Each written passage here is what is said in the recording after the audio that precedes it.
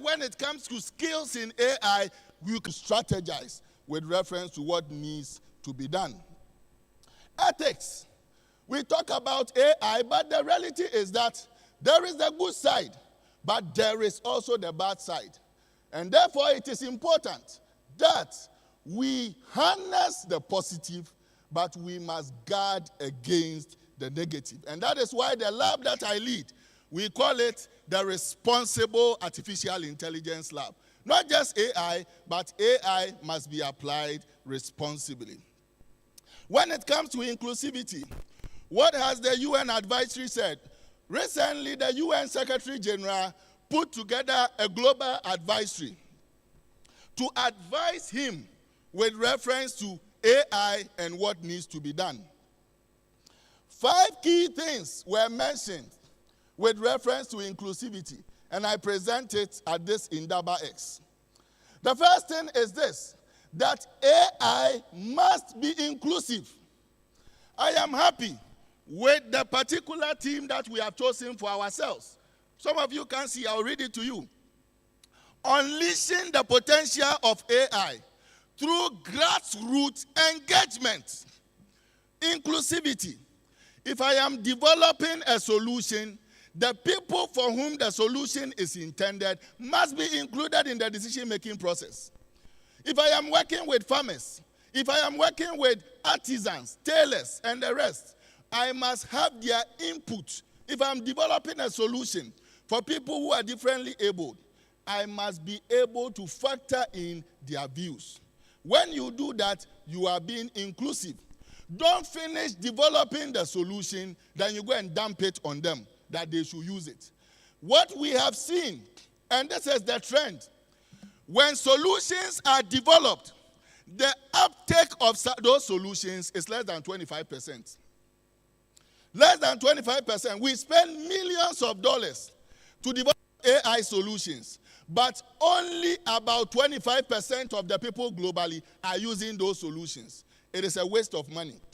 Why is it so? It is because the people for whom the thing has been intended has not been part of the development process.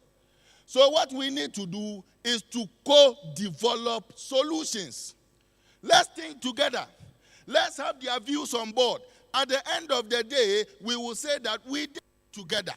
If I have farmers and I work with them to develop a solution, you think they won't use the solution? So it is important that we are inclusive. AI must be for the public interest, not just for profit. We must think about the public before we release an AI solution. Let's look at the impact that AI is having on society. It appears the battery is going down, my technical people. AI governor, I mean it, not JJ's battery, the machine's battery. AI governance must go hand in hand with data governance.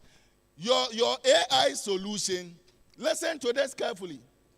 Your AI solution is as good as the data with which you train your model. Okay. Now the machine has decided, okay, so is it okay? I can use this one.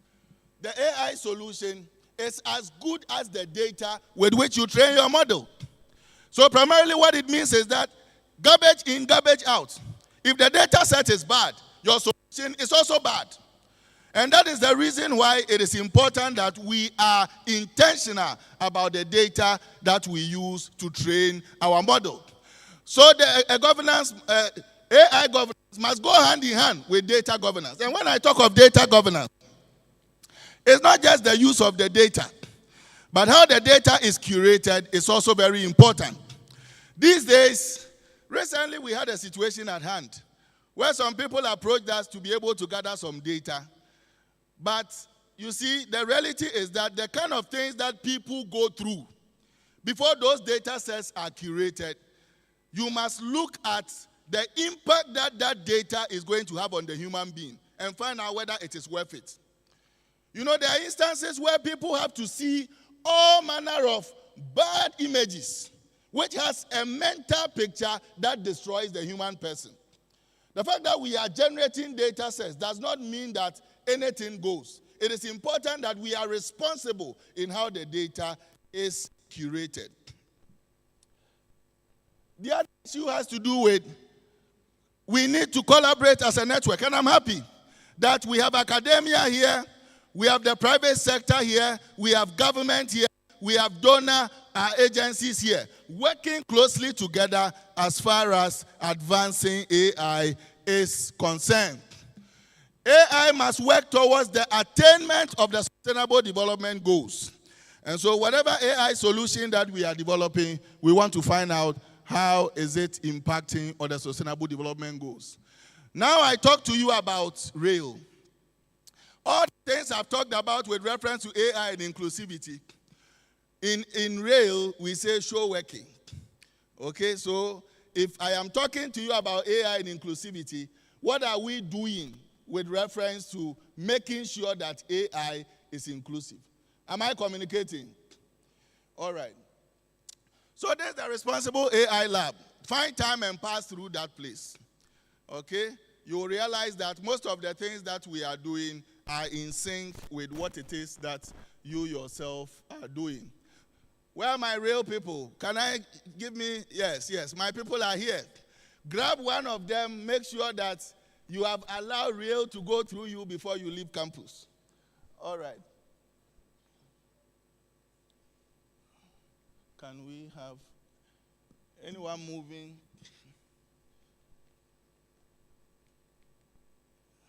Okay.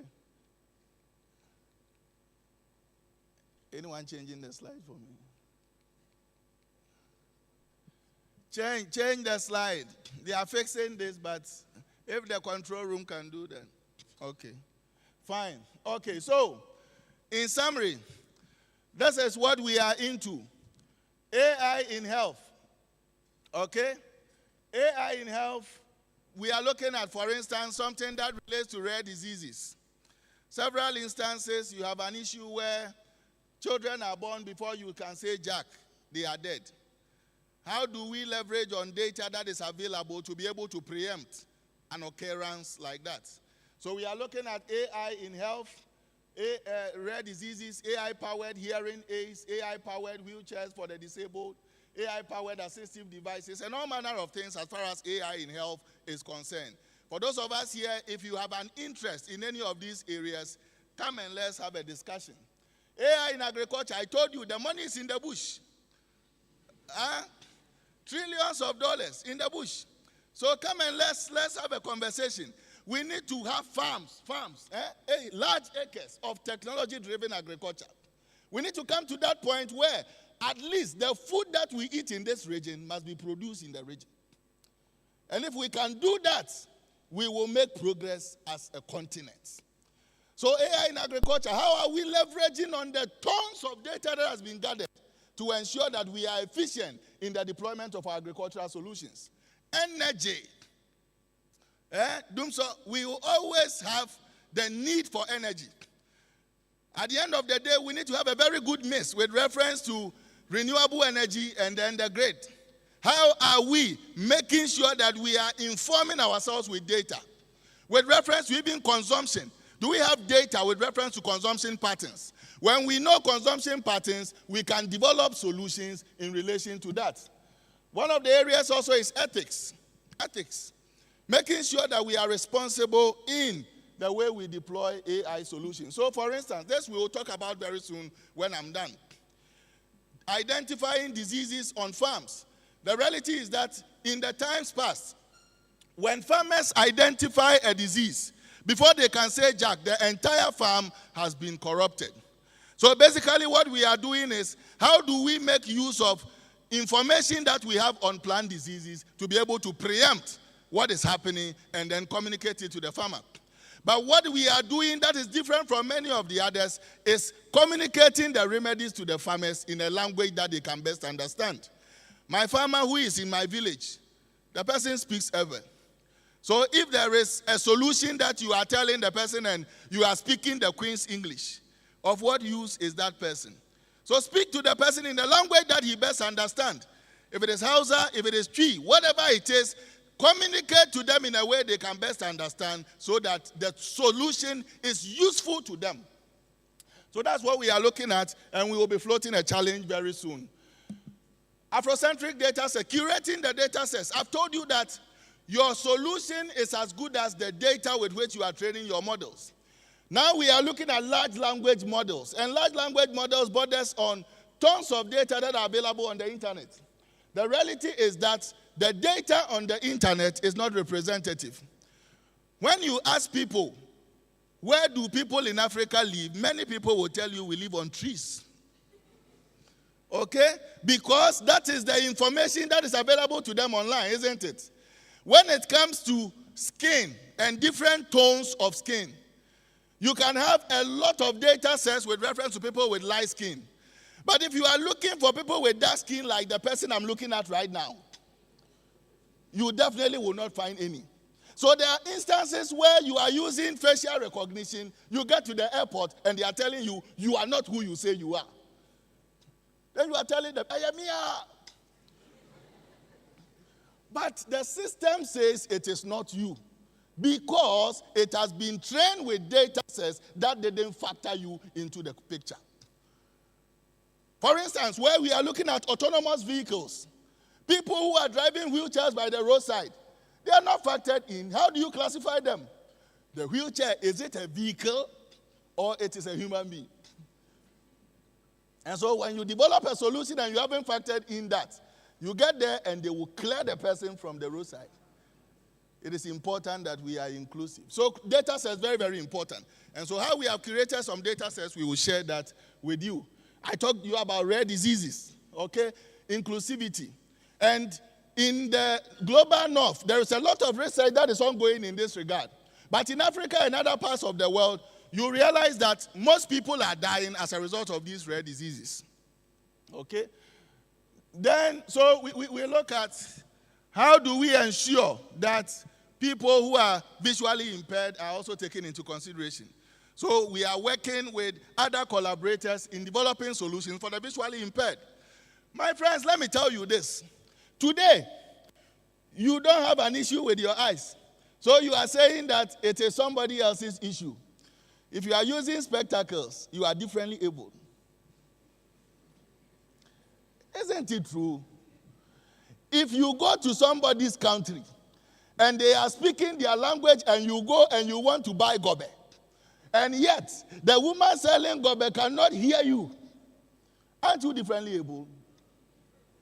But if you have a tool that can help you be able to communicate with the person seamlessly, haven't your abilities been enhanced? So we instead of talking of disability, we talk of differently what? Able. You can see me giving this talk with a lot of energy right now.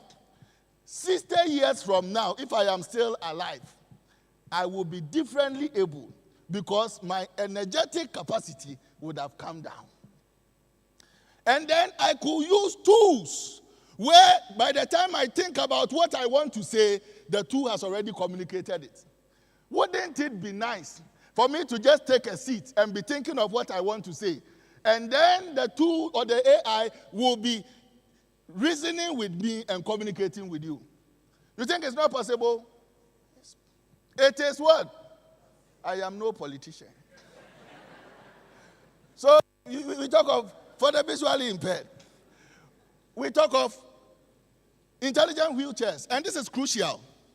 These days, there are a lot of intelligent wheelchairs, especially in the global north. But it's expensive. It's expensive. So what we are trying to do is to pick an ordinary wheelchair that is not so expensive and see how we can retrofit it and make it intelligent.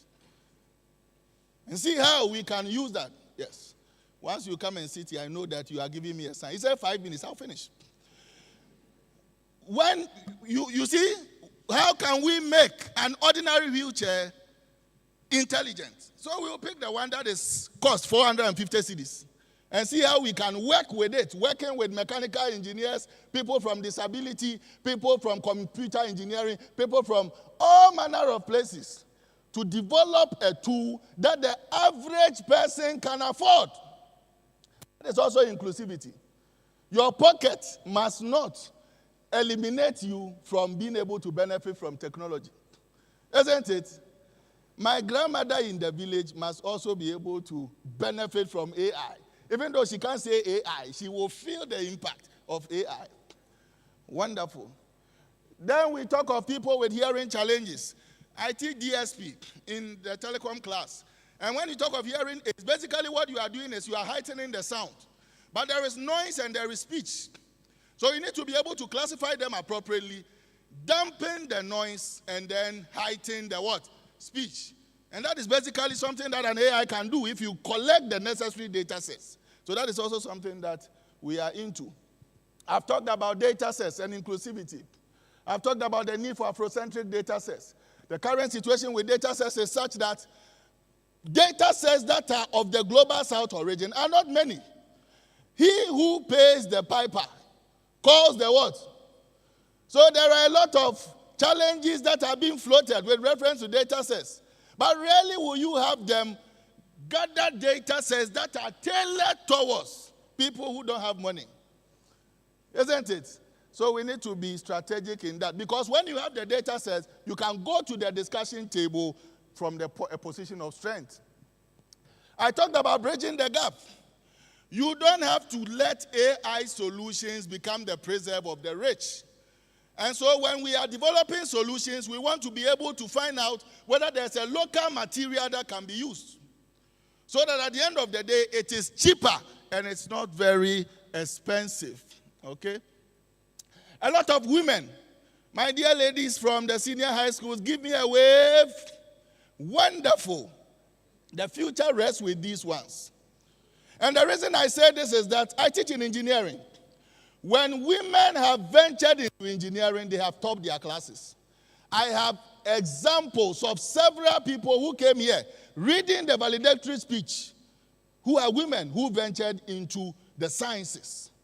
And so it's important that as we build capacity, it doesn't have to become the work of the men. We need to bring a lot more women into the AI space. And that is the reason why we want to encourage a lot of women into this. So at Rail, we have set up robotics clubs in most of the schools around so that we can have a lot of the women into the space. It is important that we have an all-hands-on-deck approach. Don't limit it to just the global north. Global north, global south. So in this very room, we organized one of the first RAIN and Rail conferences where we brought together over 13 people from over 13 countries working closely together to advance AI. The lab that we have, the lab is managed. The lab is managed by the AI4D. AI4D is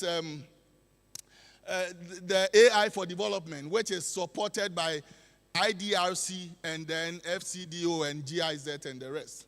And the reality is that it brings together a lot of people within Africa and the rest of the world. And we work closely together to advance AI. We had people coming from other universities here in this very room. Chancellor Melissa was here, and we organized a program to encourage a lot of girls into the AI space. My dear friends, if you have a sister, if you have a young person who is in your home, encourage the person to enter into that space. Not only are we dealing with students, the teachers. You see, recently, NACA rolled out, they say we have a new curriculum we are floating, isn't it?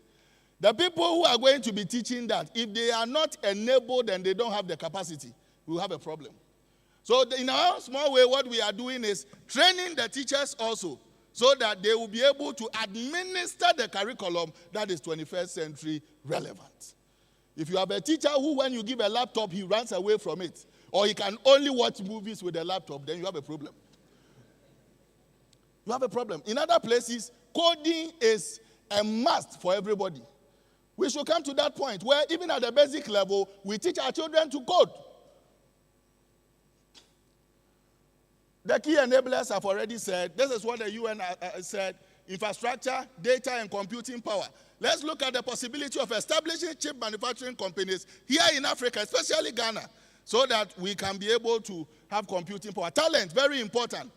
The 80% of the population who are under 20, let's give them the talent to be able to operate in the AI space. and we definitely will make a lot of good progress. Regulation is important. Guardrails. AI is good, but let's have some guide with reference to how to implement AI in our system. Then we talk of responsible and inclusive design and deployment of AI solutions. Most of the developers here, if you are a developer, give me a wave. Developer, give me a wave. Today you have abandoned your profession. When you are developing your AI solution, make it inclusive. Think of all manner of persons. Think of the differently able. Think of the rich. Think of the poor. Think of the global north. Think of the global south. And let's finish this. The last thing I want to say, and my people from GIZ, you know very well, I won't finish any talk without this. The need for a national and a regional AI strategy. Rwanda, they are gone. They implemented their strategy years ago with the help of GIZ and the others. GIZ has been helping Ghana to be able to draft an AI strategy and then run with it. The draft is currently somewhere, I don't know. It is important that we push for this strategy to be adopted and implemented. Rail happened to have been part of the drafters, and it's supposed to be from 2023 to 2033. We are in 2024. Gradually going to 2025. It means that already we have lost 2 years, even before we implement it. We need to sit up and do all that is necessary to have the strategy and then be able to run with it. In conclusion, AI is impacting on every field. It doesn't matter whatever you want to be. You want to be a lawyer. Lisa, are you here? Wonderful. AI in law. You have to populate the data sets with your cases so that when you are doing your research, you press a button. And then on the basis of the case you are taking to court, the AI has already given you a brief. And then you can make it better and go and present, I put it to you, to the judge. Yes. It doesn't matter. Even art. If you are in art, now AI can give you the first draft. As far as your artwork is concerned, then you can make it better. It is affecting everything, even including the gobe seller. She can know where the customers are and know where to strategically position her joints. My dear friends, it's affecting everything. Healthcare, transportation, energy, everything. And that is the reason why it must be a must for all. We need to be strategic. Position Africa to harness the positives while guarding against the negatives. There's clear opportunity for collaboration. All of you who are here, let's collaborate. Let's do it together. Okay? We must work together in creating data sets. That is crucial. And then AI must be applied responsibly. My dear friends, I want to thank you for the opportunity to sit down and listen to this red man. I pray that what we have spoken about today will affect how we apply AI moving forward. So that not only are we going to be responsible, but we can be transformational in the application of AI. 5-10 years from now, we shouldn't be where we are. When the fifth industrial revolution has come, we should be able to stand and say that indeed we made the most of the fourth and we are ready for the fifth. I thank you.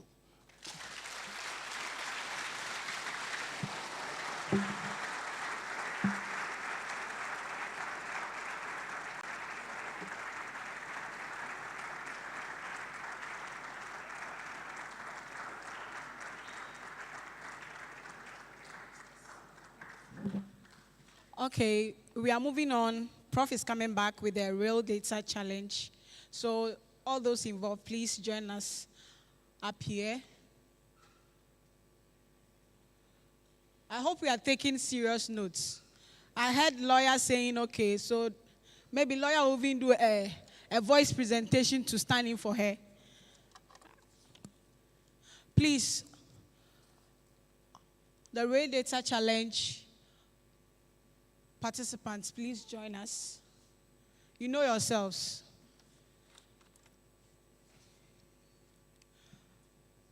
While we wait for Prof, I believe we are learning. Are we learning? Hello, somebody. Hello, somebody. 5 years from now, I'll just do an avatar that will be doing the MC work for me. Oh, you're laughing at me. I'll be chilling in the Maldives and it will be doing the job for me and I'll be taking the money. I believe it's a good idea. Isn't it a good idea? Please. All right. So while we wait for Prof, let's do this.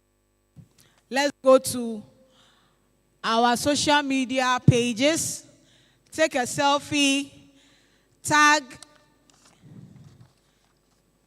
The newcomers, they don't know what you've done. No. They don't know the network we've network here. IG and X. Tag at GH Data Science. LinkedIn is Ghana Data Science Summit. YouTube is same. Facebook is same. Then use the hashtag GDSS 2024, IndabaX Ghana 2024. Please, I said the Twitter agenda boys must agenda for us today. So Prof will join us. He's coming. Relax. He's coming to give you more and more impactful stories. Over 70 articles to his name. It's not a small thing. How many of us have even started the article? Even where we write it, we've not seen it yet. Whether on our laptop, on a paper, on our notebook, or even the idea, we don't have it. We should learn to appreciate and tap into this. We've seen lawyers, doctors among us. This is the time to network. I remember telling someone, thank God. Oh, give it up for Prof. You are going to start.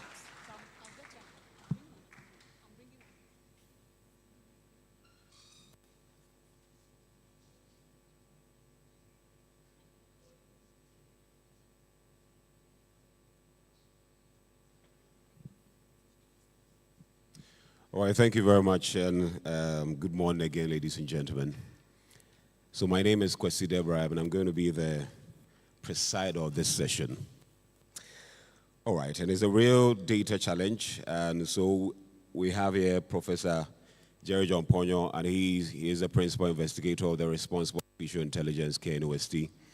And we have also Madam Ekwetiwa. She is with the PPRSD, and Ellie here from the GIZ. Okay, thank you very much again. Okay, so Prof. Ponyo, I'm going to start with you. And can you take us through the need for Afrocentric data sets and RAIL's effort in bridging this gap with specific emphasis on the agric and related themes of RAIL? Already you've talked about it. Can you go into it for us with regards to the need for these Afrocentric data sets? Thank you very much. Thank you very much, Kwesi, and thanks to all of you. As I did indicate in the presentation, your AI solution is as good as the data with which you train your model. And what we have realized is that several instances, the data sets available to train models that are indigenous. The data sets are just not there. Recently, okay. We've had... All right, so we have the Vice Chancellor of the Kwame Nkrumah University of Science and Technology. Shall we all rise to welcome her? Professor Mrs. Rita Akosua-Dixon. Prof, you're welcome.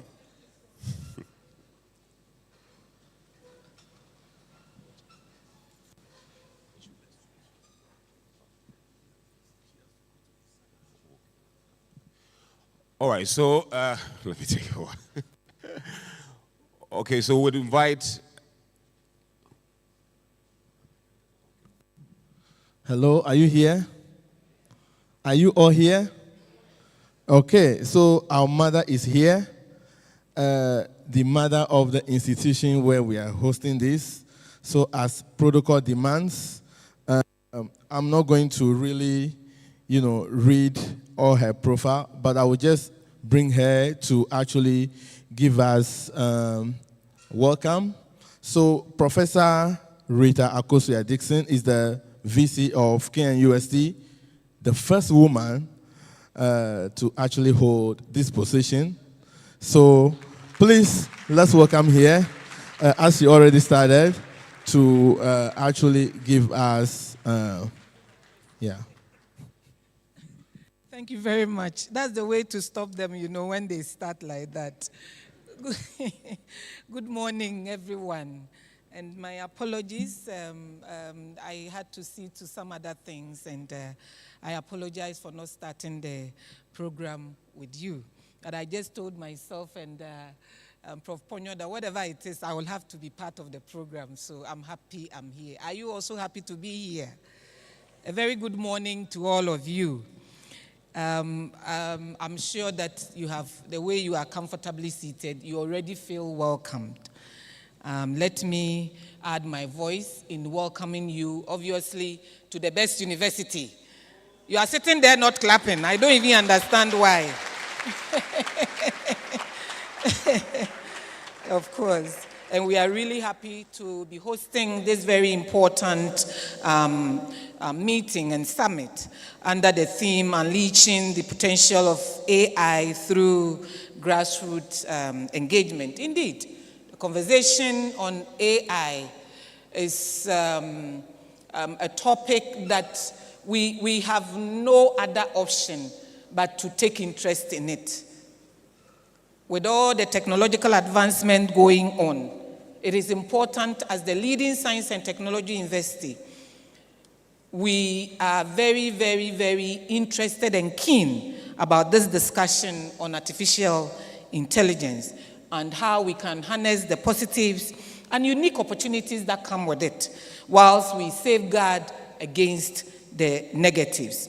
And that is why we are very excited that this summit is being held here. Indeed, distinguished ladies and gentlemen, students, it is important for us that as we train the next transformational leaders, not just for this country, not just for the sub-region, not just for Africa, but globally, we need to focus on training AI-ready workforce and equip a new generation of researchers with knowledge and skills that we need to be able to stay on top of our game. In all this conversation, one thing that is very, very clear is that we must keep our eyes on the ethical perspectives. And that is why I'm always excited about the work that Professor Ponyo and the Rail Lab are doing. Responsible. That adjective must always come in front of AI. And make sure that, yes, artificial intelligence, but is it responsible? And that is something that ethically we all must be interested in it. Stakeholder involvement and engagement in the development of AI solutions is indeed crucial, and we must all be on board. It requires, as you agree with me, an all-hands-on-deck approach in making AI work in a more responsible way. And that is why I'm excited to say that KNUST, working through RAIL, has partnered the Ministry of Communication and Digitization, as well as GIZ and other collaborators in drafting the Ghana National AI Strategy, which, when adopted by the country, we all believe would be a useful blueprint that will serve all of us very, very well. Whether we like it or not, as I said earlier, AI and the evolvement of technology, and it will continue to evolve anyway, has come to stay. To this end, the university is preparing to organize a summer school for all staff on AI. We are very keen. We must build capacity not just for students, but also for staff. And I want to use this opportunity to encourage all staff that when the call comes, please be part of it. The whole concept and idea is that at the end of the day, we do not want to leave anybody behind. It's an all-inclusive and all-encompassing education that we want to give to ourselves. In not taking too much time, let me congratulate the responsible artificial intelligence lab RAIL that is led by Professor J.J. Ponyo and the organizers of this very important summit for giving us a very, very beautiful program. I wish all of you very successful deliberations, and I hope that by the time you get back, at least you would have done some networking and you have added a name to the people that you already know. I'm not sure whether the summit has already been declared open. Can I go ahead? And on that note, I'm very, very pleased and happy to declare the Data Science Summit IndabaX 2024 duly open. I thank you all very much. Thank you. Thank you.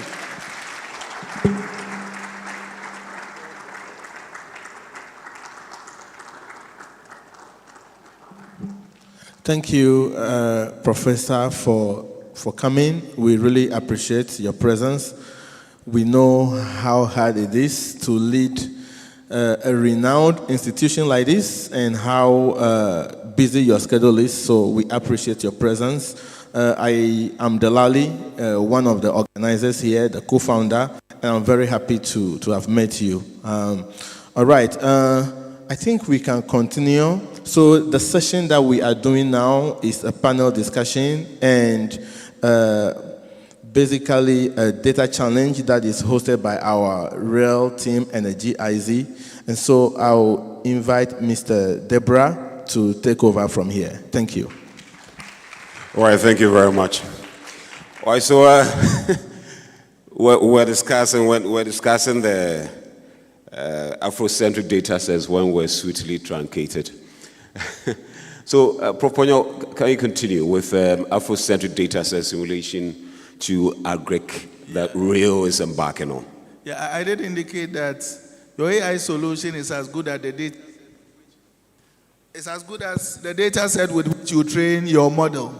And when we started this work on trying to develop an AI-powered solution for identifying plant diseases, working with local farmers, what we realized is that the data set to train the models was just not there. And so it was important that we curate the data set working with smallholder farmers so that when we are able to develop the solution, it will be that which is relevant to them. And so that is an intervention that AI REAL has led, and we are hoping that it will be the first of many to come.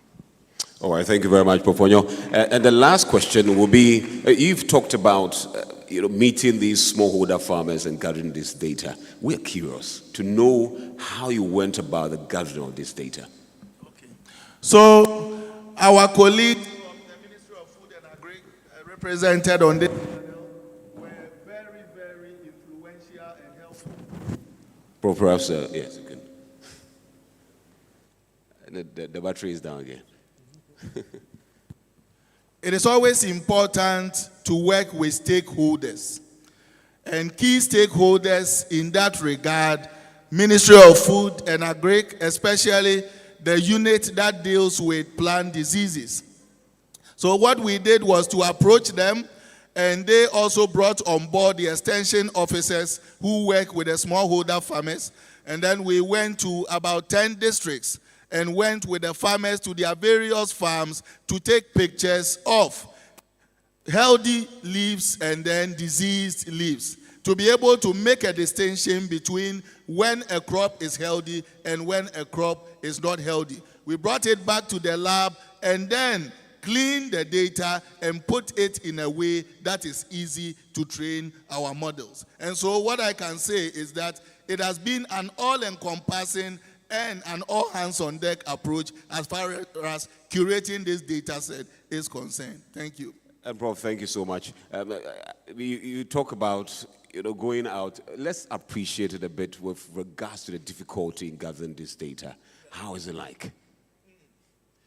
Okay, so the thing about data sets is that if the people who are going to be using it are ignorant with reference to the terminologies that you are presenting, it is of no use. One of the things that we identified was that working with the farmers, how they call some of the diseases is different from what you have in the textbook. And so if you don't factor in their terminologies, you, at the end of the day, come up with a data set that they cannot use. And so that grassroots participation made the data set richer by incorporating the jargons that they use on the farm. I give it to Prof. There's very difficult, and thank you very much for letting us appreciate this. We come to LA of GIZ, Fair Forward. Is that the first time you're having this challenge? Right. So particularly at Fair Forward, our major focus is on access to data or creating access to data, capacity building and policy activities. And we have a special focus on contributing to or doing things that will impact the livelihood of people in the countries that we are active in. And so specifically in Agric, this is not the first time we've attempted something like this.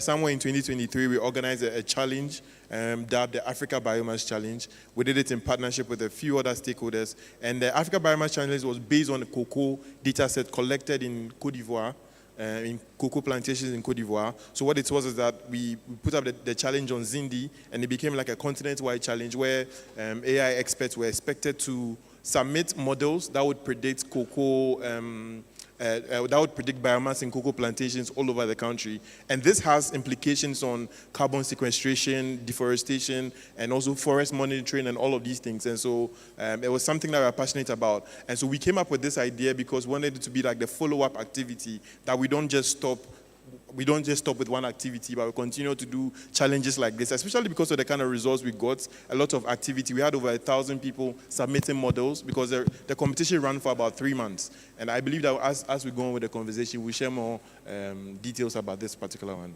And I like the enthusiasm you're trying to communicate this whole thing. And so I would want to know the rationale behind this. What's the rationale? And again, how does this align with your initiatives as Fair Forward? Right. So Fair Forward is a GIZ project that is focused on artificial intelligence, and one of our partners is Responsible AI Lab.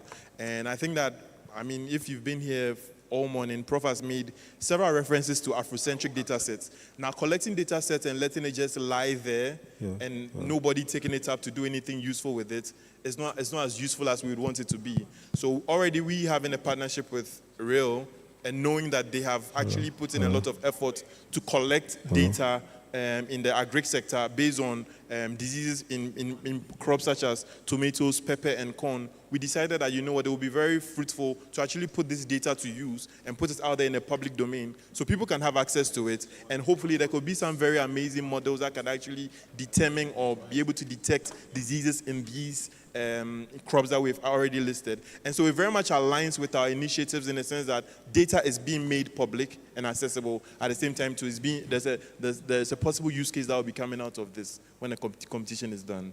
Yeah. All right, thank you very much, Ellie from GIZ. We go to Madame Tiwa. All right, so VC would like to leave us. So VC, thanks so much. Thanks so much.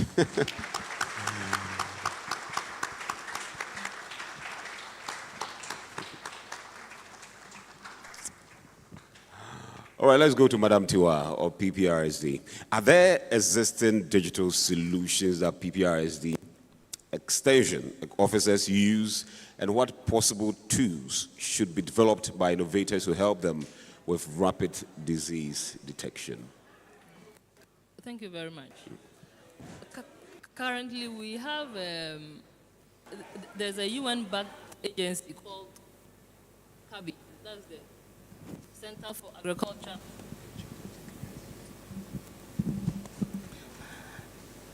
Center for Agriculture and Biosciences International. They have an online library. So our officers are trained with the various diseases that are common in Ghana. So if a farmer has an issue, they would pick the sample, visit our officers, and our officers will refer to that online library for proper identification and then detection. That's what is currently in use. Okay. Wow. And Rail has been at the forefront of this agric thing. And of course, you've also come into this. And so we'd want to also know that your collaboration, the extent of your collaboration. How are you collaborating with Rail to ensure that all these come into fruition? All right. We are very grateful for this collaboration because most of the times, developers will be in their own lab, develop their own app completely. Then they would contact you that we have this app that we want to deploy. But what Rail did different was that it was like a bottom-up approach. So we were approached, and then we collaborated in visiting the various farms. Prof said about 10 districts. It was actually 18 across the region. We did enough trips and then took a lot of data based on our local setting with the ordinary farmers. And then it helped. Now, it's not something that is so cumbersome or unusual. We are aware of the genesis so that we know how it is going to be used. Because most of the time, the apps and the digital solutions are unusable by the intended users. But this project has really started well with the end user in mind, and that collaboration is really much appreciated.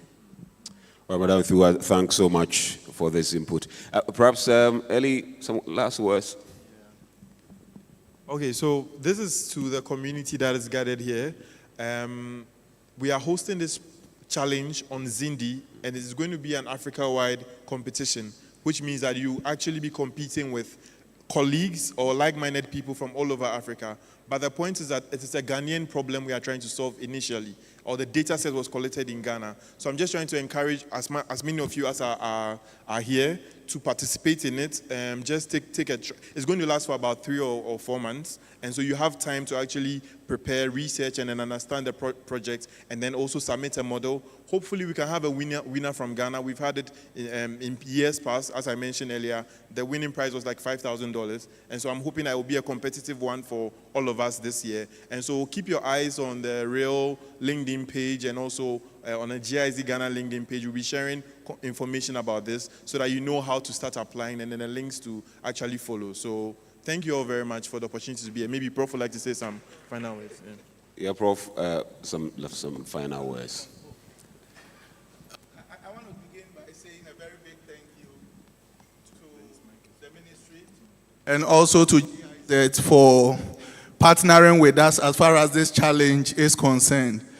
The hope is that we'll be able to develop a lot of solutions that are relevant to the farmers on the ground. And at the end of the day, it becomes the beginning of many to follow. It becomes the beginning of many to follow.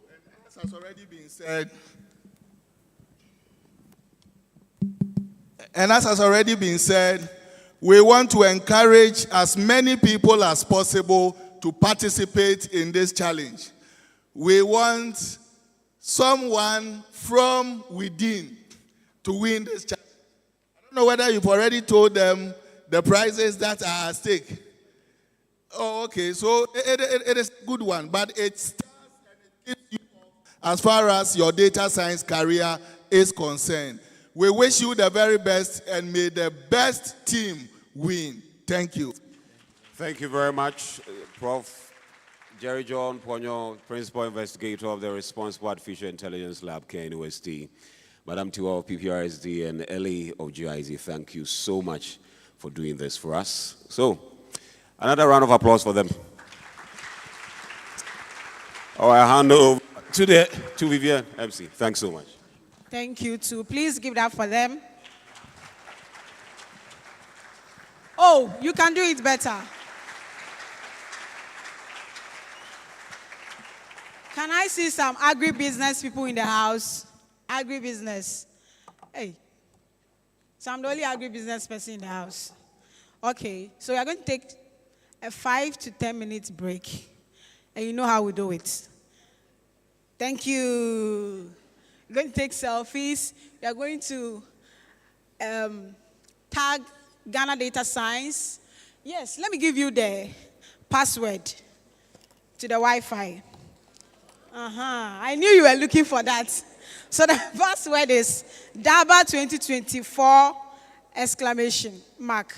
So the DABA is capital D, A, B, A. Then 2024, then the exclamation mark. The one that when you do A, you use at the end. The long bar with the dot under. Yes. And also, we are looking for someone. Dr. Cranton Joseph should move to the registration desk ASAP. That's the information that came. Dr. Cranton Joseph. Yeah.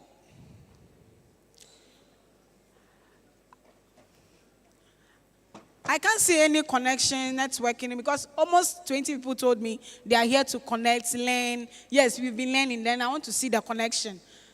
Move to somebody, say hi, take selfie with somebody you don't know. Follow them on LinkedIn, IG, Twitter. If you don't know who to follow, please follow me. Yes, start from me. Prof is there.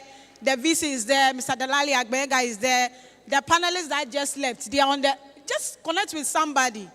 Please, it's 5 minutes to 10 minutes. And I am very time conscious. So those moving, I hope you are moving to network.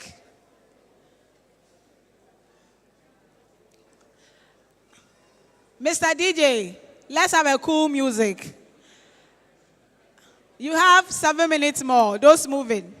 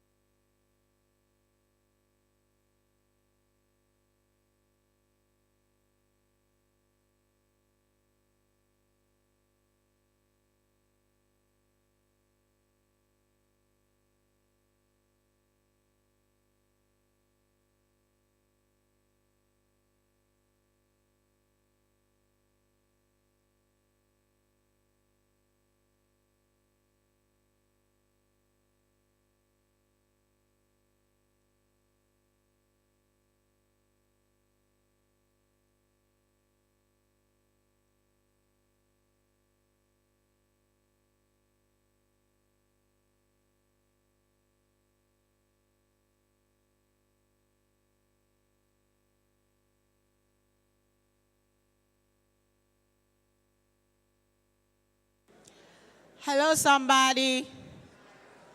The network is networking. Please, can we be seated?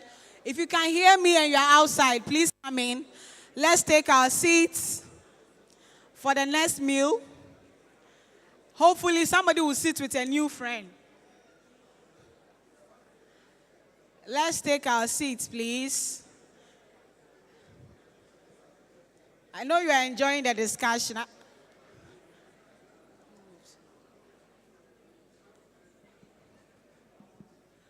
I've seen a lot of shifting cultivation from the answer to the stigma of the same of them. You say, hey, I wanted to see your reaction. Yeah, I know you've moved. Yeah, I know. It is you. I know you've moved. Hey, when I went out, people are calling me selfie. If I see your phone and you don't have selfie on it, and you've not tagged us, let's get seated, please. I can see some movements. Please, let's be seated.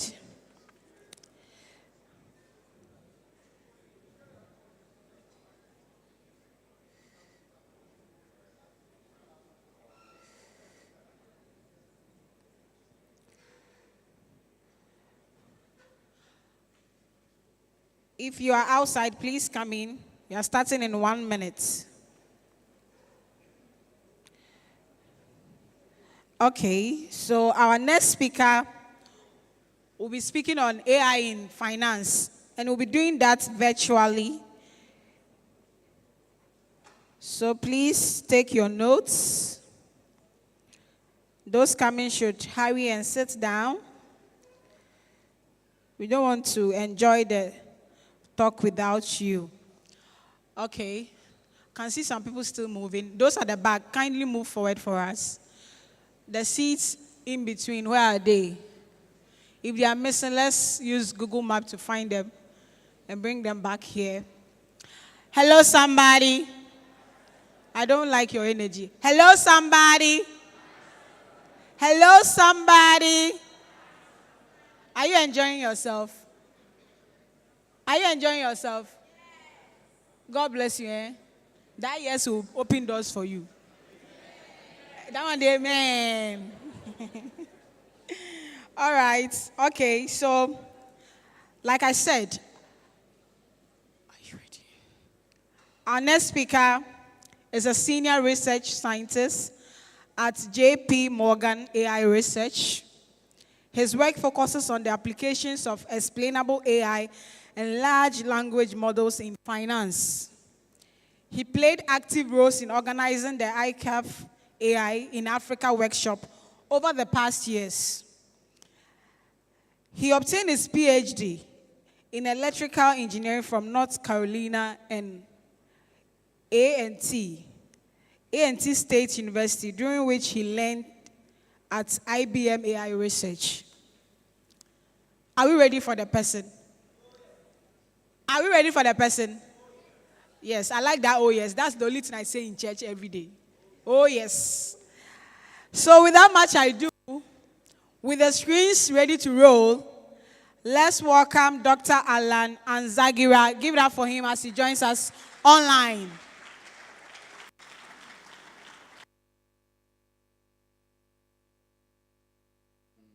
Can everyone hear me? Madam MC, am I audible?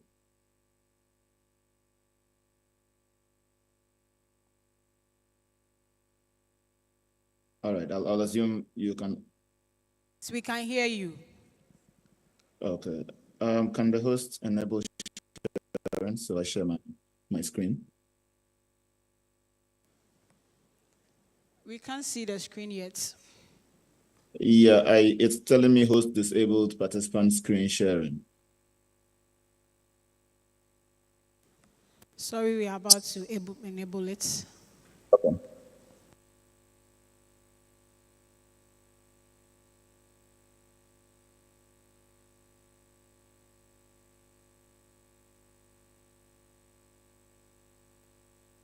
Yeah, wealth is being enabled.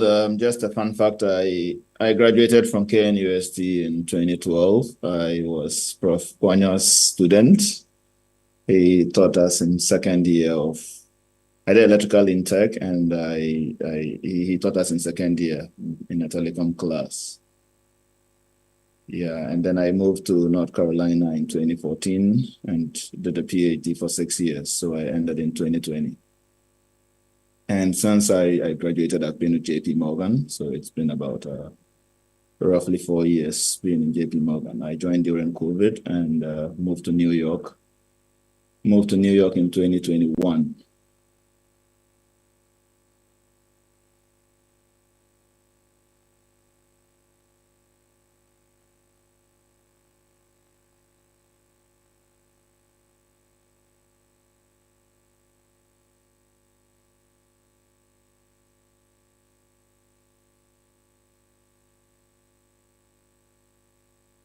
Or maybe I can just, is there an email I can forward this to? Maybe you can share it for me.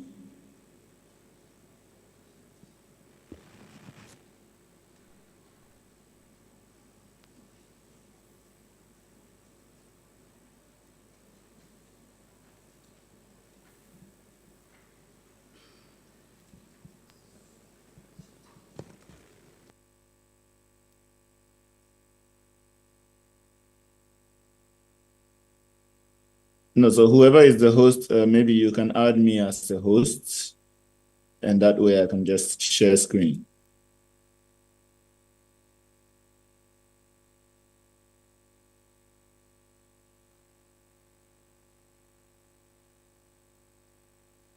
And that will be on Zoom itself. If not, I can probably send the presentation over.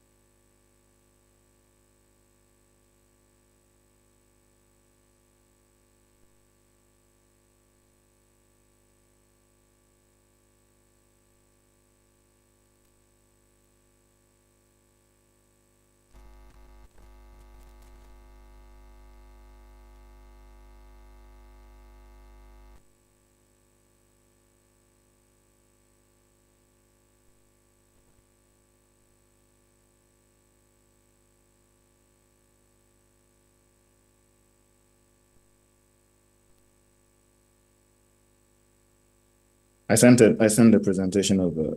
It's supposed to be a setting on Zoom itself,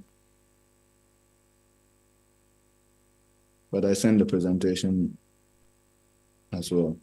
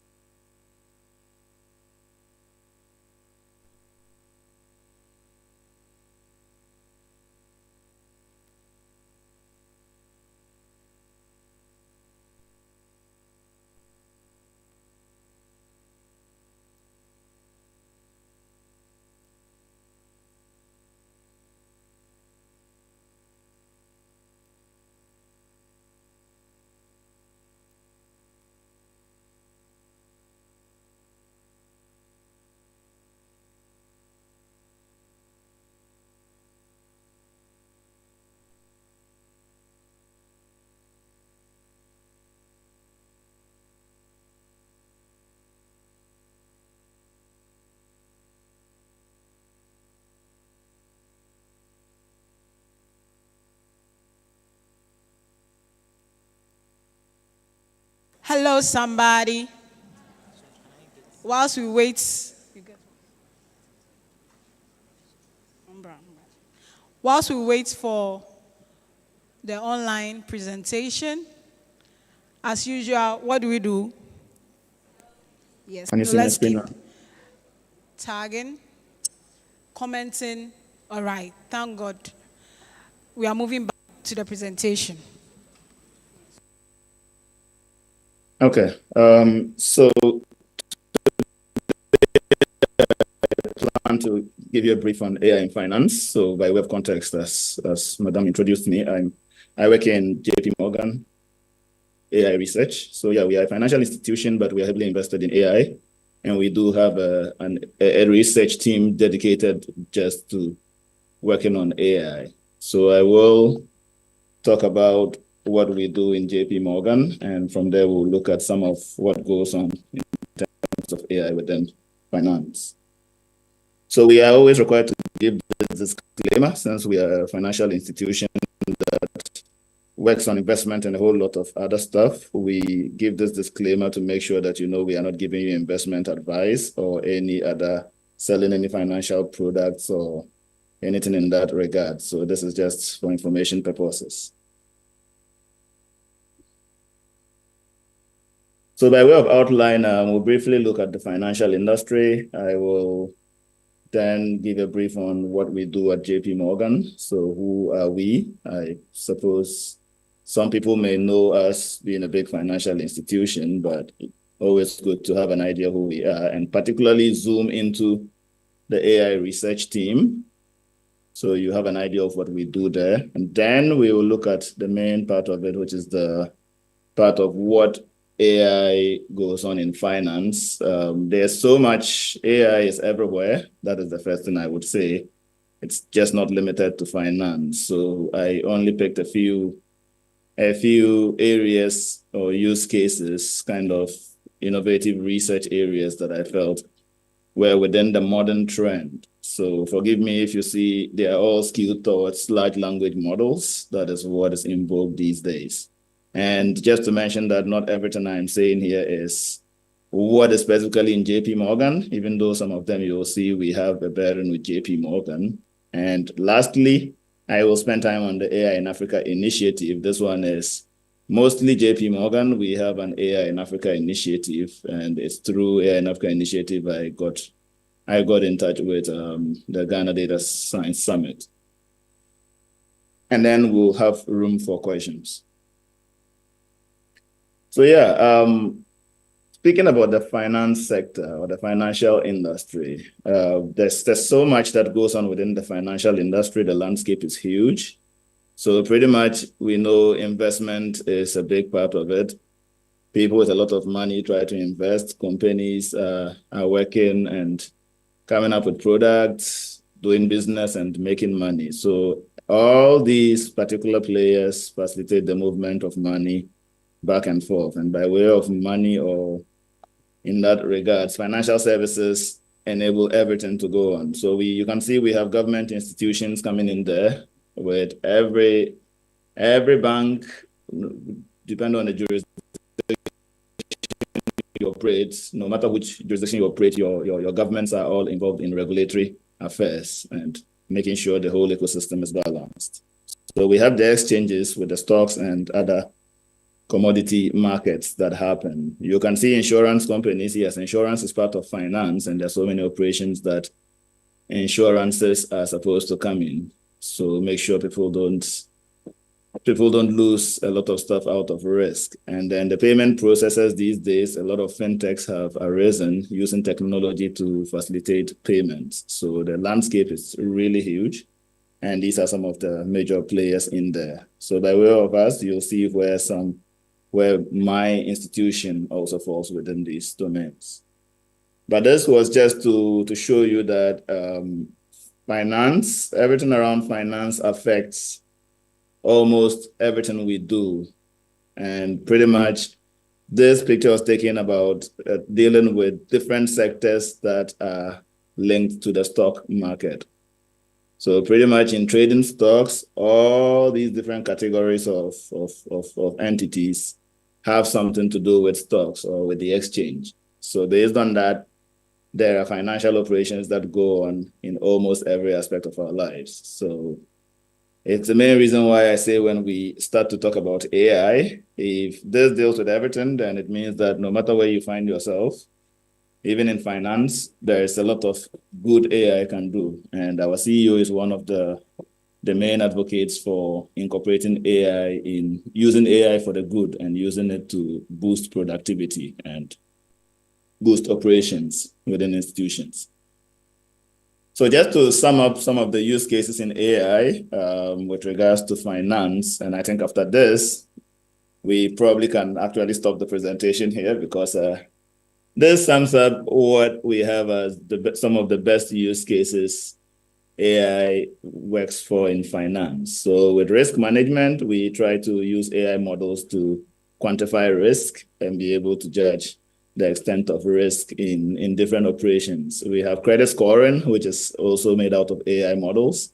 These days with trading, which used to be manual with a lot of people at the trading desk, and now we have AI models being able to facilitate automated trading. So we have algorithmic trading from the part of bank customers or clients being able to use AI to personalize their experience by way of customer service. It could be by way of the account management. There are different aspects to which AI play a role in here. So in as much as it has a lot of good, the advancements in AI also have so much cause for concern. And I didn't put anything about that, but with advances in AI, there are so many other issues that also come up. But in this presentation, we are trying to see how AI is actually helping facilitate the finance industry.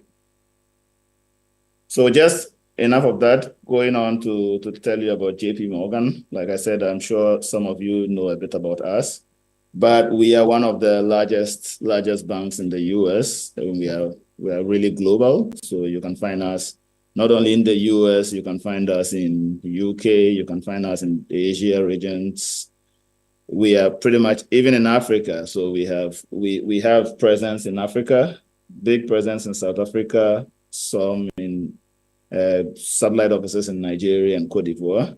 And so we operate in more than 100 markets. We have over 250,000 employees. And the assets under management, this might actually be more than what counts for 2.6 trillion assets under management. And the other highlight of it is we spend a lot on technology. So you can see our technology budget is in millions. Like I said, our CEO is very committed to technology being applied within the financial institution. And so what do we have by way of JP Morgan Chase? So we are not only a consumer bank. So we do have JP Morgan acquired Chase. And so Chase is the consumer bank section. That is where everyday individuals get to deal with the bank. You can put in your money, create accounts, deposit withdrawals. We also do have, for the most, some of our core businesses with the corporate and investment banking. So now with that one, bigger institutions are able to sort of work with us to invest their money. So governmental institutions can all come into play. We have the commercial bank. And then for those that have the trillions and billions, high wealth individuals, if you have more than, I think it's about 1 million, you qualify to be in some of those categories, and you can actually deal with our assets and wealth management. So we can help you manage your money, grow your money to make more. So these are the main functions. We also have the corporate that supports everything else, and even with the clients, so customer service, HR, all the other corporate functions that help everything to run. So that is the main composition of JP Morgan. And so within almost all these operations, we have AI ML teams. We have AI ML going in, and we still have an independent AI research team. So we have an AI research team that is specifically tailored towards AI. So in our AI research team, we came out with research goals to facilitate what we focus on in terms of the AI research. And out of those goals, we have foundational areas, which are the areas of AI that we wish to focus on. So in terms of our research goals, we look at AI to predict and affect economic systems. we are also looking at AI to eradicate financial crime. So pretty much we want to be able to alert on financial crimes. If it's anti-money laundering and all these, we can use AI models to detect all these things. We actually want to be able to get to know about them and alert before they even come up. We also want to be able to liberate data safely. And so by way of that, it's to enable more information sharing of data, information sharing within different entities. Then we also have client experience perfection. So we want to use AI to make sure we improve the service to clients and other client operations. Our employees also benefit when we are able to develop more AI. And for one instance, with current use of LLMs, there's so much ease with which people are able to accomplish different tasks. And so with AI, we can also empower employees with tools to be able to facilitate their work and also create a better experience for them as well. But then also policy compliance is very huge. Financial institutions are some of the most critical when it comes to compliance. So we want to make sure that we are able to use AI to be able to satisfy some of those demands from the point of regulators. And we also are interested in ethically and socially good AI. So we want to make sure that we are operating with, we are enabling aspects such as fairness, using explainability, and others to be able to ensure our AI is actually working right and actually enabling all our ethical values. And so based on that, some of the areas of foundational areas of AI that we focus on are data and knowledge. So under that, we try to talk more about synthetic data generation, which we will look into. And we also have stuff about knowledge representation. Learning from experience, it's more with areas such as reinforcement learning. We have safe human-AI interaction. That's where we look more at explainable AI. And secure and private AI, you are looking at privacy, cryptography, anything to secure data and not make sensitive information to get into the wrong hands. Then multi-agent systems just deal with interaction of different agents to be able to accomplish tasks as well. So that is what we have with the AI research team. And so based on that, each of these is an aspect of AI that we actually work on. So we have different subgroups within our team that kind of focus on each of these foundational areas. And out of all that, we are able to accomplish or kind of reach our aspirational goals. So jumping in straight to the different areas of AI that I wanted to touch on today, and it's not going to be very heavily technical, but just to give you an idea of what innovations is going on within the financial space. And I would give a disclaimer here that majority of the stuff I focus on about 3 or 4 different scenarios alone, different areas, and most of them are related to large language models. And that's just because, like I said, that's the current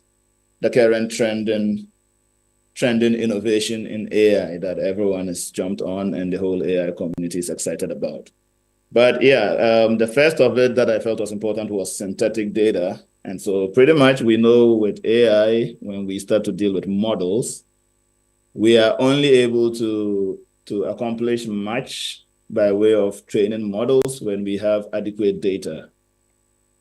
Now, why do we need synthetic data? People will always tell you that it is much more important to use real data, that real data can never be compared with synthetic data. But the head of my team has always praised synthetic data in that regards. And by way of what she says about synthetic data, she is always more concerned about the fact that if we are able to come up with techniques to generate synthetic data, we might as well be able to explore scenarios that with the real data, we may be limited to explore. So by way of that, synthetic data becomes essential. But outside of that, why do we really need synthetic data? Now, typical to financial institutions, we deal with customer data and a whole lot of other information. we have a whole lot of restrictions when it comes to internal data use. So you want to use customer data, but now you're afraid there's a whole lot of personal identifiable information. Before you are going to get that data, they have to do a whole lot of masking, try to find ways of being able to remove any hint of personal identifiable information, because by regulations, you are not allowed to be able to use those. And so that gives a whole lot of strain in being able to get that data for stuff. But if you already had synthetic data, which was similar to the real data, but then made excluding that information, then you are good to go.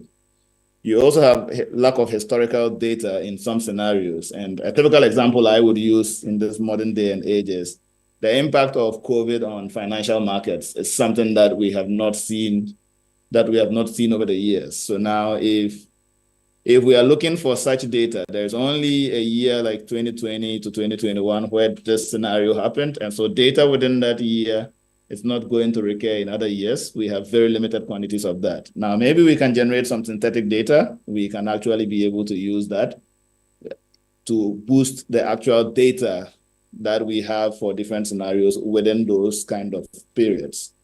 Now, a number of AI use cases, such as fraud detection, also have issues of class imbalance. So most of the time, with a lot of transactions that go in daily that are checked for fraud, most of them are usually, the larger population, of over 90% of those are usually not fraud. So you have 10% or less of these being fraud. So when you are able to get data around these kind of use cases, there's a very severe class imbalance, and that affects the kind of models that you produce. So if you are producing synthetic data, knowing that in place, you can actually be able to augment and account for that class imbalance to be able to boost data of some of those classes so that you can have some balance within the classes and enhance the models you produce.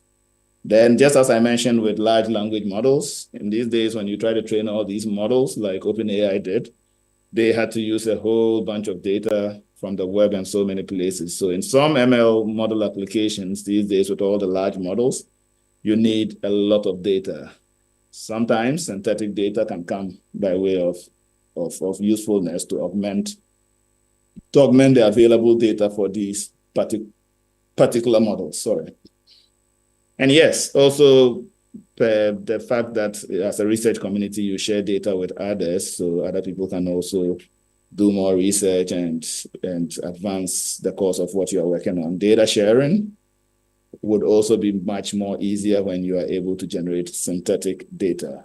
So we have so much reasons why we need synthetic data. And how do we generate the synthetic data? So pretty much, just for you to know, LLMs are also generative models. So generating synthetic data involves the use of generative models. And so we have four main types of generative models that are used. And I provided this table to show you the different types of models that are available and the types of data that they are able to produce. Now, take note that LLMs are the chief of it all, and these days they can produce any type of data. But when we talk about data, sound can comprise data, video, images, tabular data, numbers, text.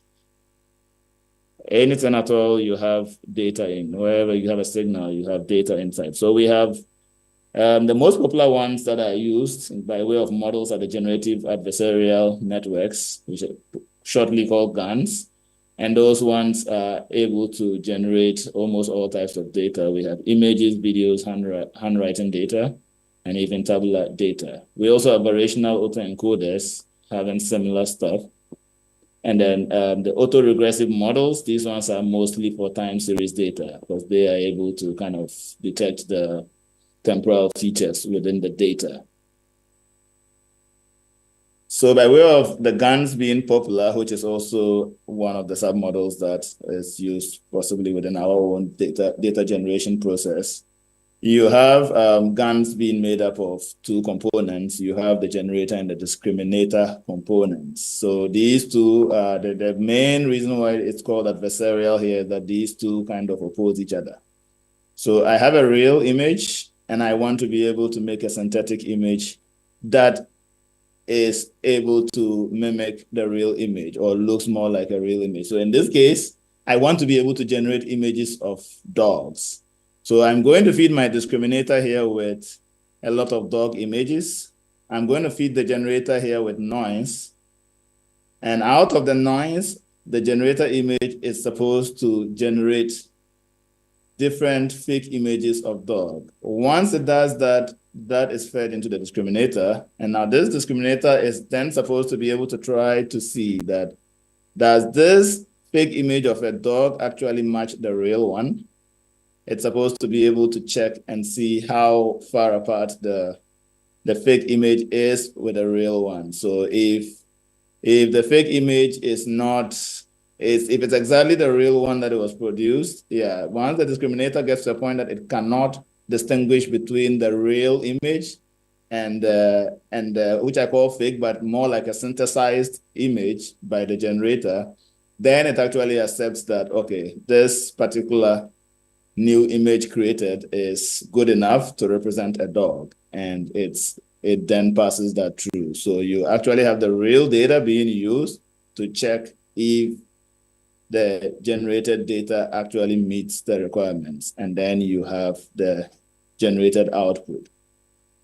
So yeah, this is one of the areas that our team is heavily invested in. And so in recent times, we have been on the news for exploring synthetic data. I would say since I joined the team, synthetic data was in the early stages, but now we've been able to get to a point where we have it as a product. And by way of disclaimer, we are not the only institution that is able to generate synthetic data. But when it comes to financial domain, we are one of the institutions that is actually having synthetic data out there. And so these are just articles to show what media coverage we have on synthetic data. And you can see in the right side of it, JP Morgan AI team might need synthetic data expertise. So yeah, we are looking for people in that domain, in some of those domains, to actually boost more of what we do on synthetic data. And by way of that, from our synthetic data website, we have a similar process, which has been outlined for generating synthetic data. So pretty much you always start with the base of the real data. So you calculate the metrics, which is the underlying distribution for the real data, and you actually generate the synthetic data, and you can compare between the real metrics and the synthetic data metrics to be able to refine the data that you are generating. Similar to the GAN scenario, that is the way this works. And so with what we have currently within our organization, the AI research team, we've been able to come up with some synthetic data sets. So one of them that we have is with anti-money laundering. We have all these available, and just as I am saying it here, these are actually open to the public. So we do make this available upon request. So it's not there that you can go and download. But if you have a research purpose for it and you like to use it, it is not commercial in this regards, I would guess. So it's for research purposes and mostly for academia and students. Like, once it's not for any commercial scenario, I would guess, you are allowed access to it. All you have to do is to email this address and provide the information, the data that you are looking for, your purpose of the request, and your information, your name, affiliation, and email address. You can request any of these data sets. We do have some for fraud and other areas. So this is available on our website and with this link.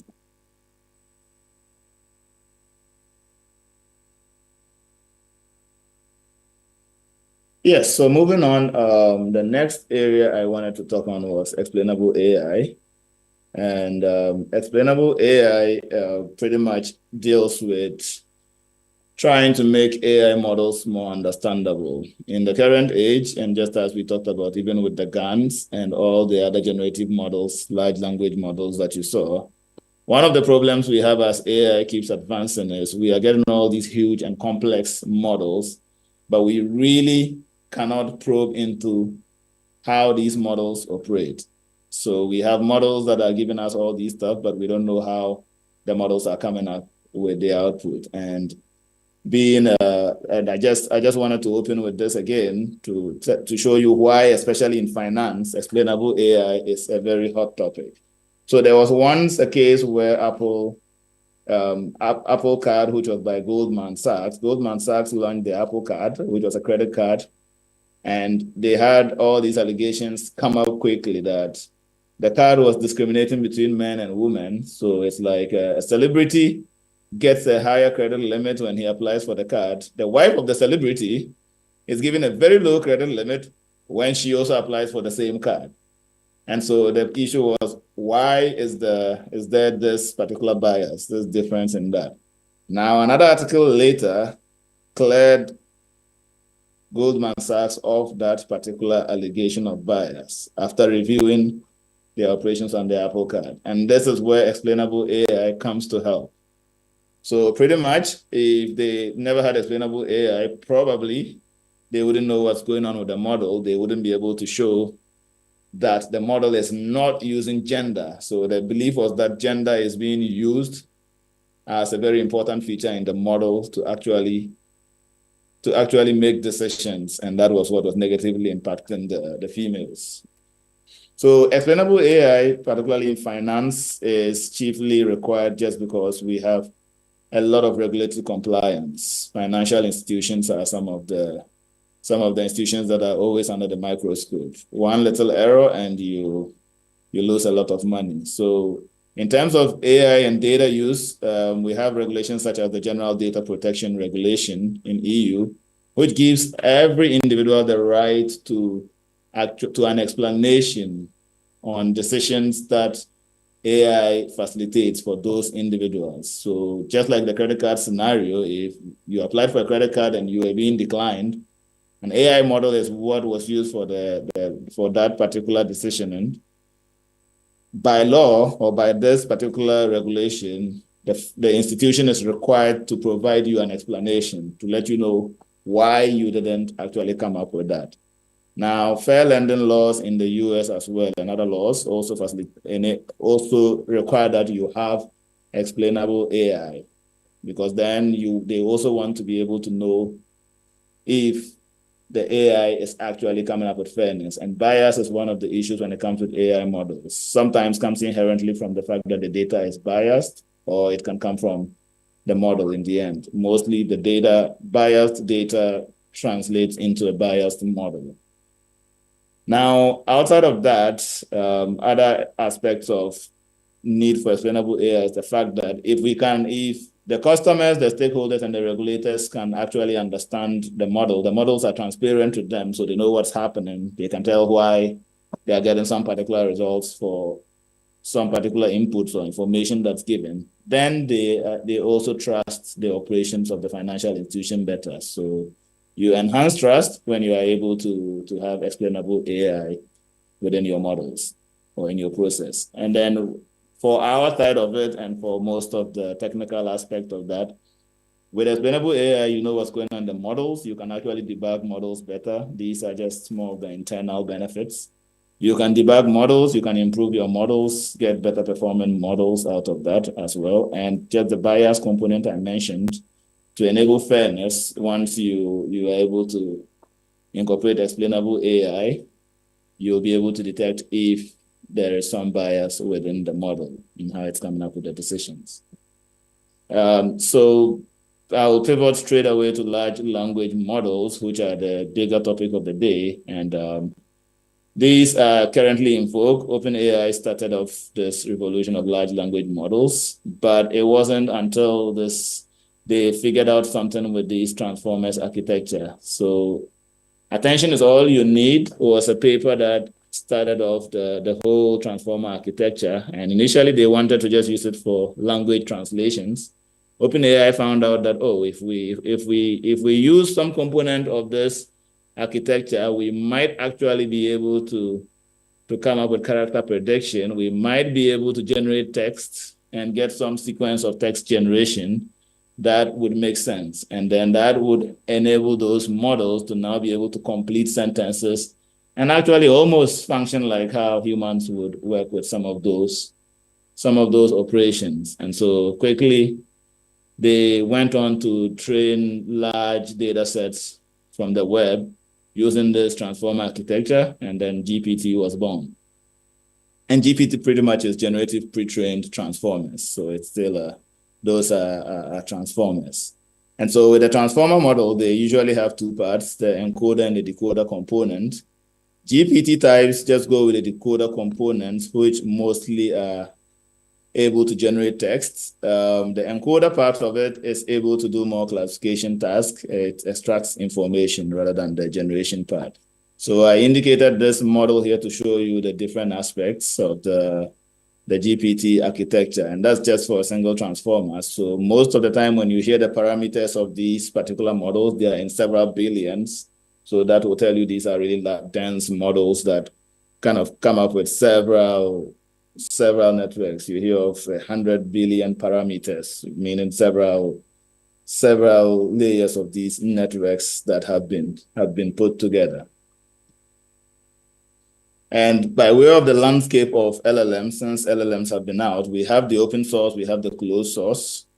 There are so many of them. GPT started it, so you can see in the early stages, GPT-3 was one of the early ones to come out. And these are mostly with fine-tuned models, actually. So prominent among them, you can see GPT-3, you see Bloom, there's the Palm, there's Llama by Facebook. A lot of all these models, most of them large language models, so they have several billion parameters. And the one thing I don't like about this that it's created is the fact that most of this particular era we are with these large language models is in the high-end side.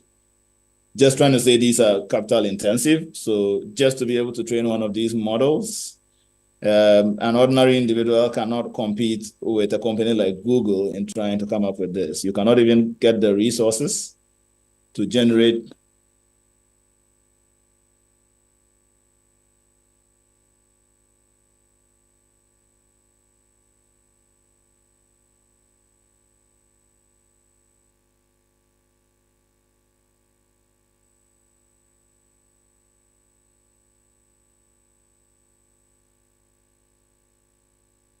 You cannot even get the resources to generate these kind of models. But now there are so many large language models to choose from. Some of them are open source. And so most of the time, the pre-trained models or the base models are in the order of GPT-2 and others.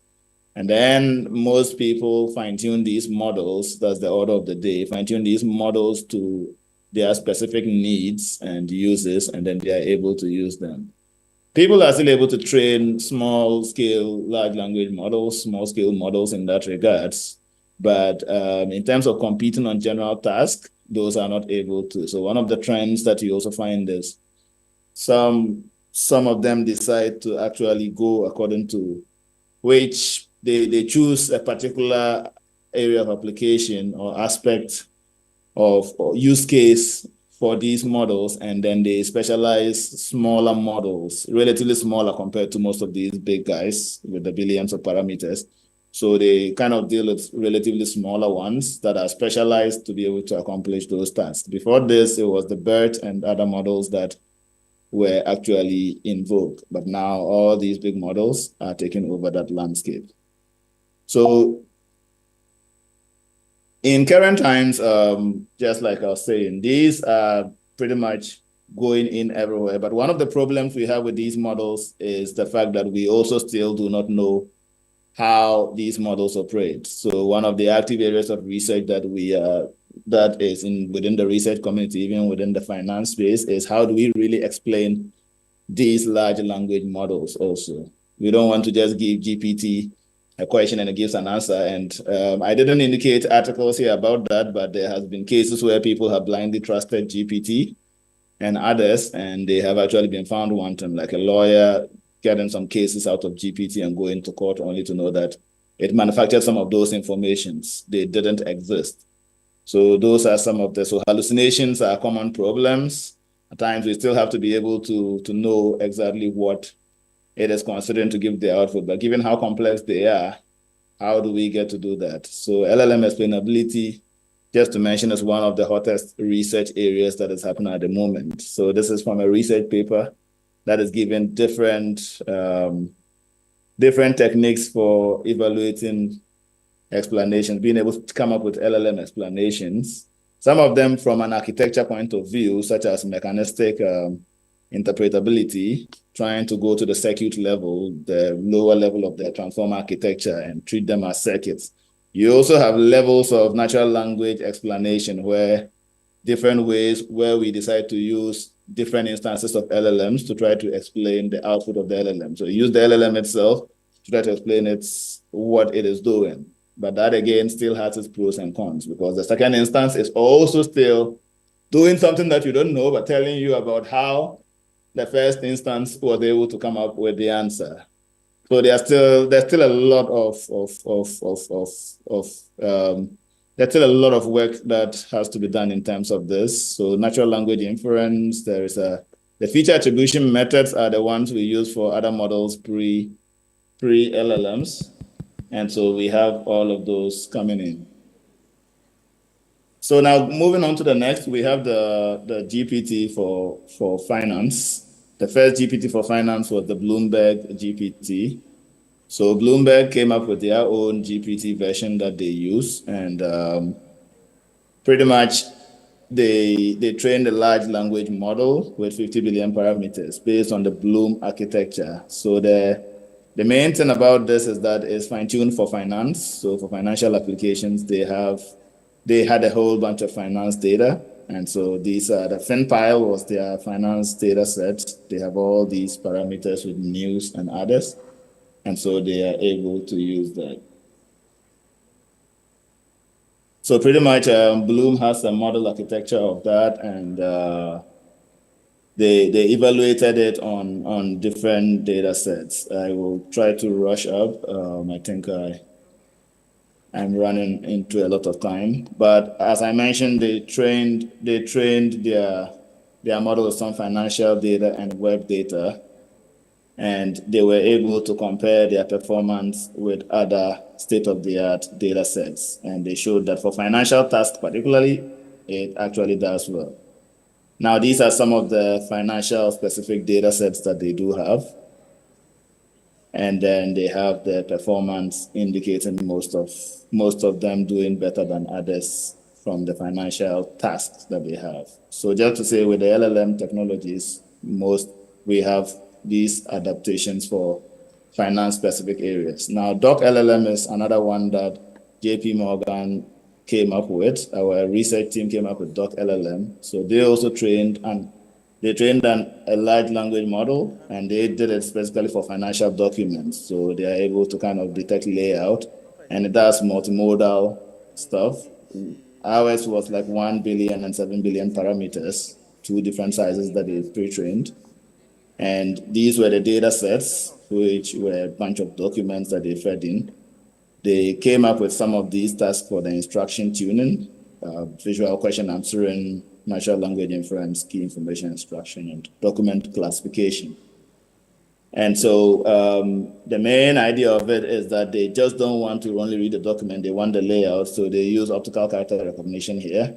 Then they are able to detect the shape of with the bounding boxes, detect the shape of the document as well. They do the pre-training, and then they do the instruction tuning. And they also compared it with some of the state-of-the-art, and pretty much it showed off well for most of the cases. I performed some of GPT-4 at times on some of the data sets, and also did well against Llama on some others. So pretty much that is one innovation we have. Most of these, as I mentioned, are closed sourced. So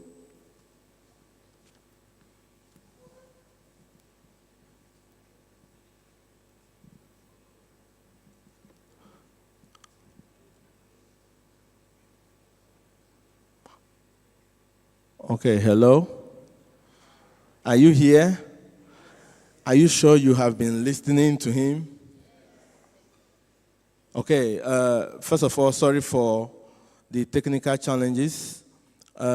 This is the presentation from Dr. Allen, who is actually an alumni of this great institution and works in AI research for Chase Bank, the largest bank, or one of the largest, I believe, in the United States, actually in the world. And he has talked a lot about application of AI in finance. He has actually mentioned several things, and we actually want to take 2 questions. Now, we understand that when we are doing virtual presentations like this, the engagement is limited, and so, we appreciate your attention. He has said several things around GPT in finance. He's talked about AI and synthetic data. They need to make sure we have, data well capturing the people, which also correspond to some of the things that Prof. Ponyo said with responsible AI.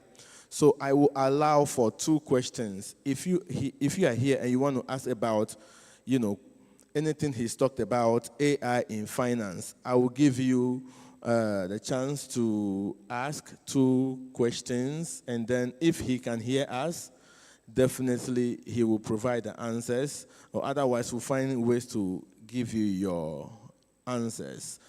So, Dr. Allen, if you are there, can you hear me? Yes, I can hear you. Okay, thank you. So we'll take 2 questions. Yeah. Hi, Dr. Allen. My name is Joshua. I'm currently a 4th-year telecom engineering student. I want to find out, in your earlier presentation, you mentioned that you are looking at using synthetic data to train your models, just because sometimes you don't have raw data available. Even though we can't compare the performance of an LLM trained on raw data to an LLM trained on synthetic data, I want to know how confident are we when we are deploying such models that have been trained on synthetic data. How confident are we when we are deploying those models? Have we gotten to the point when we are very confident that when these models are deployed, they can provide us with satisfiable performance? Thank you.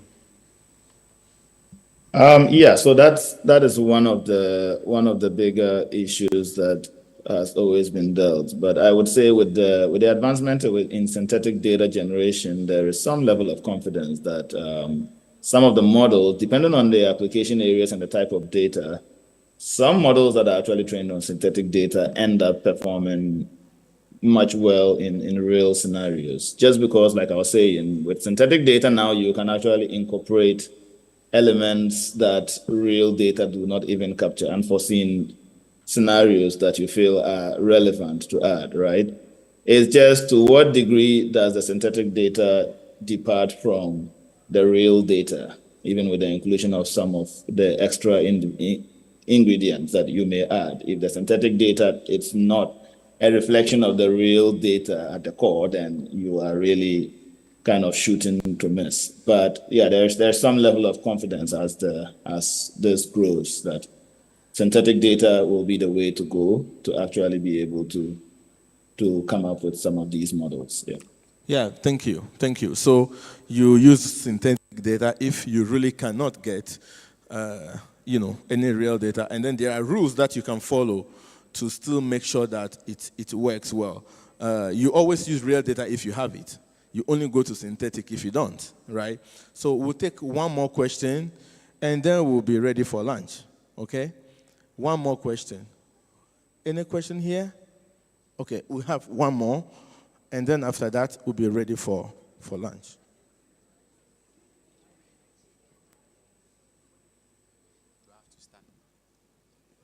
Okay. My name is Elvis. The question I want to ask is, are the examples of the finance LLMs that you mentioned available to the public? No, I did mention that for these particular finance LLMs, unfortunately, they are not open sourced. So we haven't, the one with our team is just internal, it's for internal use, right? And then the one with Bloomberg, if you're a partner of Bloomberg, like you're in a company that partners with Bloomberg or have them for any particular applications, then they'll give you access to it. But none of them is is publicly available. I haven't come across any publicly available financial ones as yet. Okay. Thank you so much, Dr. Allen. It's been a pleasure to have you speak. Definitely, Can I just say one last thing before you leave? Just to emphasize, we have a workshop coming up, and we always have that workshop every year, the ICAF in Africa workshop. And we will also be at Deep Learning Indaba. So we have an initiative, AI in Africa. And for some of the KNUST students, I was on campus last year on that initiative. So we'll be at Deep Learning Indaba in Senegal, which we have always sponsored. And we also have the ICAF workshop coming up that we have called for papers and other stuff happening. So we discuss AI within the workshop. It's on 14th November. So do well to join us if you are able. But we do have university collaborations and other stuff that we do with academia. So that was the last bit I was going to talk about. Okay, thank you very much. And the organizers will reach out to you to get more details about the conference or the program that you have coming up so that we can duly inform our participants. Hello, Doc. Please, I would be glad if you could give an advice. We have senior high and junior high students here about the future of AI and data science in finance. Maybe one or two of them may be interested in that for the future. The advice would generally not be just about AI in finance. One thing I would say about AI is no matter your domain, AI is all there is in this current day. So finance, technology, big tech, everywhere, AI is the latest buzzword, and it will only keep growing. So for the junior high and senior high students, I would say you just have to start equipping yourself. These days, it's not something that is rocket science anymore, but coding is it's a basic necessity. It's essential to have an idea of programming. So Python is one of the commonest languages around, and for this AI wave, Python is the most important. So there are so many resources out there. I heard someone mention Zindi.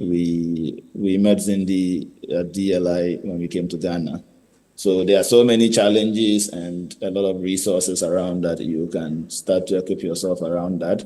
But also just, if you're attending this already, it means you are already in the fray towards that side. So I would just say you have to also keep looking into all these workshops and conferences as they come. Just try to update yourself with what is relevant. It's a fast changing world these days. In this particular area, there's a whole lot that keeps coming up. But fundamentals in terms of kind of breaking in is mostly got to do with coding. And for those that want to go more into AI in the end, it will be good if you, for some route, you get a bachelor's, you get a graduate degree that is mostly part of the minimum regs for researchy aspects of AI domain. Other areas, there are boot camps around here and other stuff that once you show your ability to code, you would be able to get into some of those roles. So I would say the basics is get into Python programming and other languages and just be curious. That's what I would say. Thank you. Thank you very much, Dr. Allen. And for my brothers and sisters who are high school students, you are in the right place. What I would say